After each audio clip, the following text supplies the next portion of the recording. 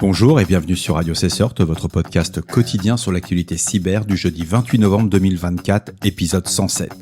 Je suis Marc-Frédéric Gomez, en direct des terres du Berry. J'espère que vous allez bien. Au programme aujourd'hui, un hommage à Jean-Jacques Latour, brutale disparition du référent de cybermalveillance.gouv.fr, un acteur majeur de la cybersécurité française. Fichiers sensibles exposés, plus de 600 000 fichiers critiques rendus accessibles publiquement par une faille de sécurité sur un bucket AWS. BootKitty, un malware innovant, découverte du premier malware conçu spécifiquement pour macOS avec la capacité de résider dans le micrologiciel. Démantèlement d'IPTV illégal, Europol met fin à un réseau de services IPTV de streaming à travers l'Europe. Opération Interpol contre la cybercriminalité. Arrestation de 1006 suspects dans une vaste opération mondiale. Mise à jour critique de GitLab. Détail de la dernière mise à jour corrigeant des vulnérabilités importantes. Vulnérabilité dans Splunk. Analyse des CVE corrigés dans les dernières versions PSC et MLTK de Splunk. Et enfin, extorsion liée à Snowflake, un soldat américain potentiellement impliqué dans un cyberchantage. Pour commencer cette revue d'actualité, je veux rendre hommage à M. Jean-Jacques Latour, directeur de l'expertise de cybermalveillance.gouv.fr, qui est décédé brutalement, laissant un vide profond dans le domaine de la cybersécurité en France. J'ai personnellement rencontré Jean-Jacques Latour lors de ma prise de fonction dans un environnement compliqué, et il m'a accompagné comme un grand frère sur le chemin de la réponse à incident. Il était officier supérieur de l'armée de terre, il a été détaché à l'Agence nationale de la sécurité des systèmes d'information de 2012 à 2021, où il a occupé divers postes d'expertise.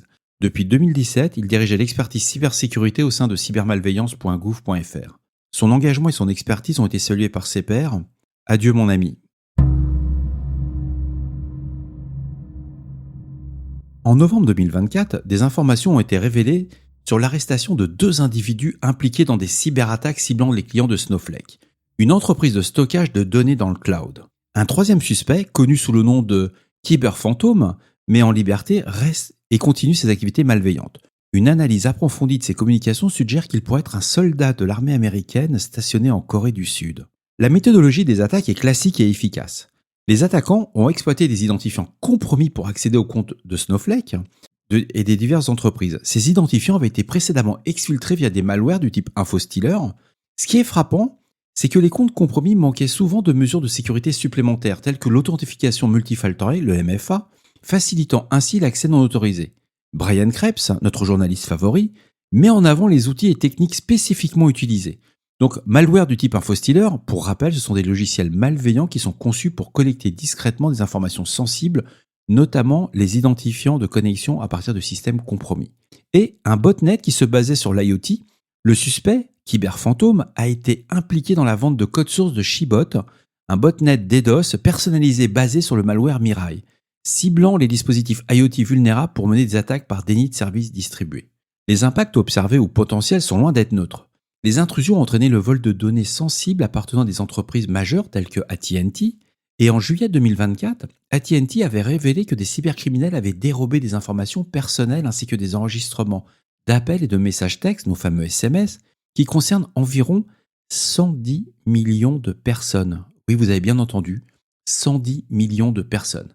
Ces violations ont exposé des informations sensibles, augmentant le risque de fraude, d'usurpation d'identité et d'autres activités malveillantes. Mais ce qui est très intéressant, c'est qu'on se rend compte que tous nos SMS, ils sont stockés par les opérateurs.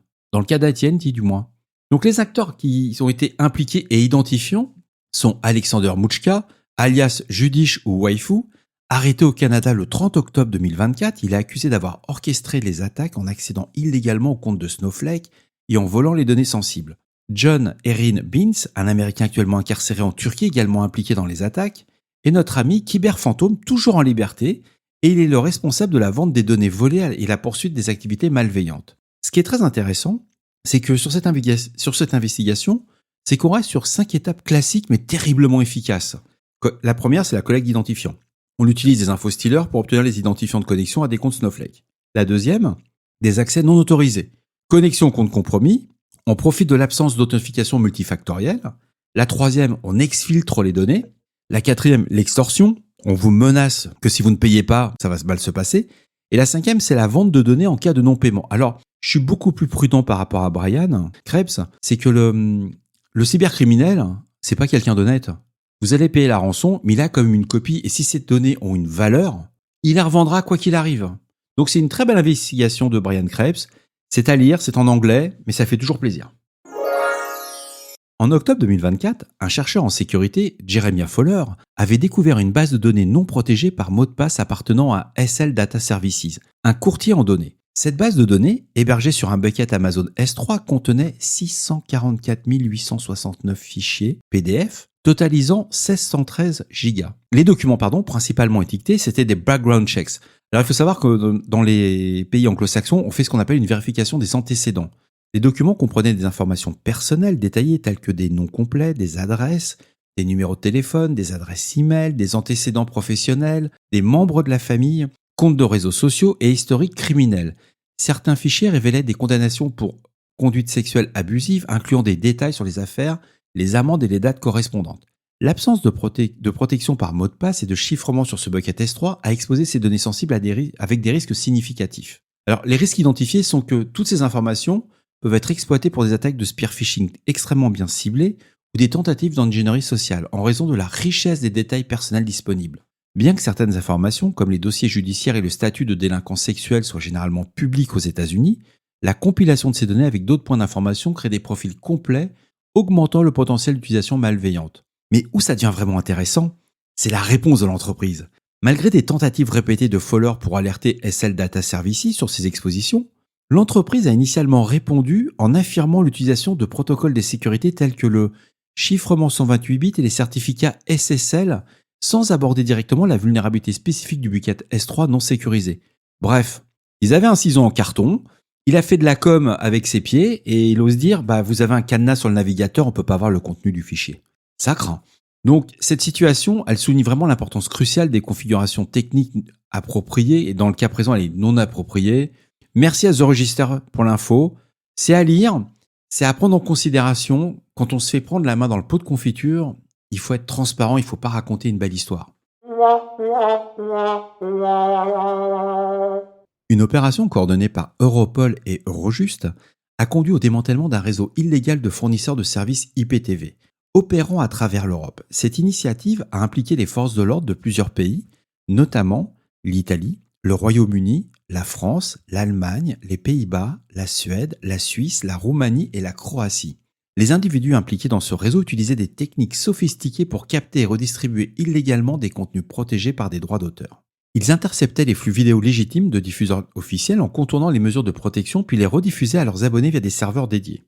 Cette redistribution s'effectue en utilisant des protocoles de streaming tels que le RTMP, ce qu'on appelle le Real Time Messaging Protocol, ou le HLS, HTTP Live Streaming. Pour faciliter ces opérations, les pirates employaient des logiciels de gestion de contenu et des panneaux de contrôle dédiés à l'IPTV, permettant la gestion des abonnés, la facturation et la distribution des flux. Des infrastructures complexes comprenaient des serveurs dédiés dans divers pays. Ils étaient mis en place pour assurer la disponibilité et la résilience du service illégal. L'impact de ce réseau était significatif. Ils avaient quand même 22 millions d'utilisateurs dans le monde. C'est-à-dire qu'il y avait 22 millions de clients sur ces plateformes illégitimes. Et on estime à peu près, au niveau des revenus qui ont été engendrés, à 250 millions d'euros par mois. 250 millions d'euros net de charges, net d'impôts. Le manque à gagner pour les tendeurs de droits d'auteur est évalué lui à plus de 10 milliards d'euros. Les contenus piratés comprenaient plus de 2500 chaînes de télévision, y compris des chaînes sportives, ainsi que des films et séries provenant des services à la demande tels que Sky, DAZN, Mediaset, Amazon Prime, Netflix, Paramount et Disney+. La bonne nouvelle est que cette opération a permis l'arrestation de 11 individus en Croatie et la réalisation de plus de 100 perquisitions, principalement en Italie. Les autorités ont saisi l'équivalent de 1,6 million d'euros en crypto-monnaie, 40 000 euros en espèces et au moins 29 serveurs et environ 270 équipements liés à l'IPTV. Voilà, il y a un truc moi qui m'a choqué énormément à la lecture de l'article, c'est qu'ils font 250 millions d'euros par mois, puis on n'en récupère que 1,6. Il y a quand même quelque chose qui ne va pas, quoi. De plus, ça veut dire qu'ils ont fait tomber le premier niveau, mais les têtes de réseau, ceux qui ont brassé l'argent, qui vont le blanchir, etc., eux, ils ne sont pas tombés. De plus, une centaine de domaines Internet ont été fermés et plus de 560 revendeurs ont été identifiés. Les investigations ont également révélé de l'utilisation de services de messagerie chiffrés pour les communications internes et de fausses identités pour l'enregistrement de numéros de téléphone, de cartes de crédit, de location de serveurs et d'abonnement à des chaînes de télévision. Une fois de plus, cette opération souligne l'importance de la coopération internationale dans la lutte contre la cybercriminalité et le piratage de contenus protégés par des droits d'auteur. Les autorités continuent de surveiller et de cibler les infrastructures illégales qui facilitent la distribution non autorisée de contenus numériques. Mais il devrait faire aussi un prix plus abordable, quand on voit combien ça coûte de suivre le foot à la télé. En tout cas, bravo aux forces de l'ordre. Entre septembre et octobre 2024, une opération conjointe d'Interpol et d'Afripol, nommée Serré-en-Gentil, a été menée pour lutter contre diverses cybermenaces en Afrique. Cette initiative a impliqué les forces de l'ordre de 19 pays africains, ciblant spécifiquement les activités liées au ransomware, aux compromissions de courriers professionnels, ce qu'on appelle les Business Email Compromise, les BEC, à l'extorsion numérique et aux escroqueries en ligne. Ces menaces avaient été identifiées comme prédominantes dans le rapport d'évaluation des cybermenaces en Afrique 2024. Au cours de l'opération, les autorités ont arrêté 1006 individus et démantelé, accrochez-vous bien, 134 089 infrastructures et réseaux malveillants. Les investigations ont permis d'identifier plus de 35 000 victimes avec des pertes financières estimées à près de 193 millions de dollars. Je me demande pourquoi je vais travailler, moi. Les informations recueillies ont conduit à la production de 65 rapports d'analyse forensique orientant les actions sur le terrain vers les acteurs les plus significatifs. La collaboration avec des partenaires du secteur privé, notamment des fournisseurs de services Internet, a été cruciale. Ces entités ont partagé des renseignements soutenus des analyses et contribué à la perturbation des activités criminelles. Elles ont également offert une assistance sur site et à distance pour corriger les vulnérabilités et sécuriser les infrastructures critiques des pays participants. Il faut savoir que dans les entreprises civiles qui ont participé à cette opération, vous allez retrouver des acteurs comme Groupe IB, Kaspersky, Symbru, des gens qui ont un niveau et une expertise qui est reconnue au niveau de la réponse à incidents, ainsi que sur les investigations numériques. Je suis pas surpris quand j'ai lu le rapport, c'est à lire. Bravo, il n'y a rien à dire. Ce que je pourrais dire en conclusion, c'est que cette opération a également révélé l'utilisation de protocoles chiffrés pour masquer les communications malveillantes. Des outils tels que des kits d'exploitation, des chevaux de Troie d'accès à distance tels que des rats ont été employés pour compromettre les systèmes et exfiltrer des données sensibles. Bravo à tous ces gens-là.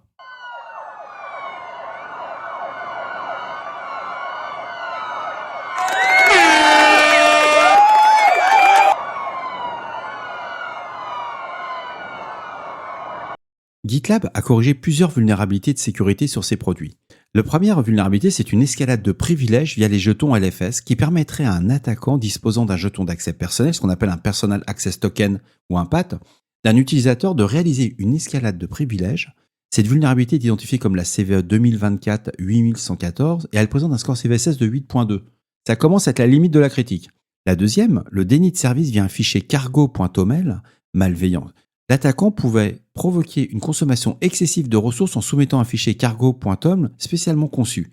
Cette vulnérabilité est identifiée comme la CVE 2024-8237. Par contre, elle a un score CVSS de 6.5. La troisième, c'est un accès non intentionnel aux données d'utilisation via des jetés à portée limitée. C'est un accès non intentionnel aux données d'utilisation via des jetons à portée limitée permettant à certains points de terminaison API de potentiellement exposer des données sensibles en raison d'une application trop large des portées des jetons. Cette vulnérabilité, identifiée sous la CVE 2024 11669, présente un score CVSS de 6.5. Un déni de service via l'intégration du registre Arbor, donc c'est la CVE 2024 8177, exploitation des API. Alors celle-là, elle est pas mal. Celle-là, elle est hyper sympa parce qu'elle va permettre une exploitation via les API des test reports pour l'épuisement des ressources du système en effectuant des appels répétés à l'API, entraînant un déni de service. C'est terrible parce qu'il suffit de faire des appels de façon régulière et intense. Vous n'allez pas déclencher ce qu'on appelle les systèmes anti-DDoS parce que c'est pas du réseau. C'est juste de l'exploitation. Vous allez faire cramer le back-end du truc. Et enfin, la dernière, c'est la non-invalidation des jetons après révocation sur les points de terminaison de streaming. C'est la CVE 2024 8192 avec un petit score CVSS de 6. Bon, alors on va faire simple. Vous avez du GitLab en interne, vous patchez. Le 26 novembre 2024, Splunk a publié 2 avis de sécurité identifiés par les références SVD 2024-1101 et SVD 2024-1102, qui concernent des vulnérabilités dans les packages tiers utilisant respectivement par le Python for Scientific Computing, le PSC, et le Machine Learning Toolkit, le MLTK. Le premier avis, le 2024-1101, signale une correction de vulnérabilité dans les packages tiers intégrés à PSC, notamment OpenSSL. la version d'OpenSSL a été mise à jour vers la 3.3.2 pour remédier à la vulnérabilité identifiée par la CVE 2024-5535. Classée avec une sévérité low, alors que le second avis est beaucoup plus tendu, c'est l'avis SVD 2024-1102 qui concerne les vulnérabilités suivantes dans les packages tiers utilisés par le MLTK. Donc ça touche Dump Purify, Post CSS, iCharts. La solution elle est simple, il est recommandé de mettre à jour vers la version 3.2.2 ou 4.2.2. Pour MLTK, il y a une mise à jour qui existe de la version 5.5 et une version ultérieure est préconisée. Ces mises à jour visent à renforcer la sécurité des environnements utilisant PSC et MLTK en corrigeant ces vulnérabilités identifiées dans des composants tiers critiques. On suit les recommandations de Splunk, ça va bien se passer, ça se fait tranquillement. Il n'y a pas encore d'exploitation, c'est ça qu'il faut quand même savoir, mais il y a un risque fort. Et voilà, ce podcast de Radio Cesseur du jeudi 28 novembre touche à sa fin. Il est tard, je suis vraiment désolé, j'avais prévu de le sortir ce matin, mais j'ai eu plein de dossiers à traiter. Il est 21h44. J'espère qu'il vous a plu, qu'il vous a apporté des informations utiles. Je le publie avant minuit. N'oubliez pas, si vous avez des questions, des suggestions de sujets que vous souhaitez voir abordés dans nos prochaines émissions, laissez-moi un message sur le répondeur de Radio Cesseur au 07 68 72 20 09. On est là pour vous. Prenez soin de vous. À demain pour un nouvel épisode. Et je rejoins ce que m'a dit un abonné. C'était juste la petite private jokes. Il nous a dit qu'il manquait dans le Petit Robert qui a sorti sa nouvelle édition. On ne parle pas de Radio Cesseur. Je confirme, on n'a pas encore atteint ce niveau de maturité. Au revoir.